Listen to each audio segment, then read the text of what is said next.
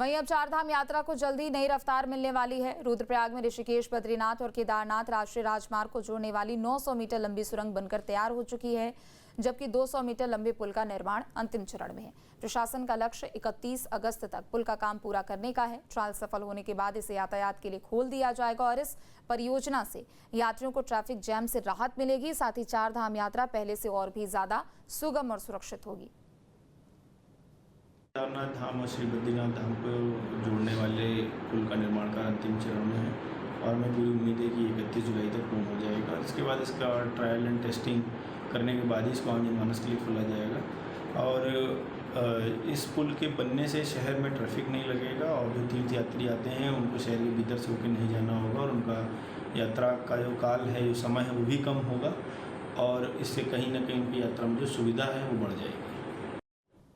वहीं अब चारधाम यात्रा को जल्दी नई रफ्तार मिलने वाली है। रुद्रप्रयाग में ऋषिकेश, बद्रीनाथ और केदारनाथ राष्ट्रीय राजमार्ग को जोड़ने वाली 900 मीटर लंबी सुरंग बनकर तैयार हो चुकी है, जबकि 200 मीटर लंबे पुल का निर्माण अंतिम चरण में है। प्रशासन का लक्ष्य 31 अगस्त तक पुल का काम पूरा करने का है। ट्रायल सफल होने के बाद इसे यातायात के लिए खोल दिया जाएगा और इस परियोजना से यात्रियों को ट्रैफिक जैम से राहत मिलेगी। साथ ही चारधाम यात्रा पहले से और भी ज्यादा सुगम और सुरक्षित होगी।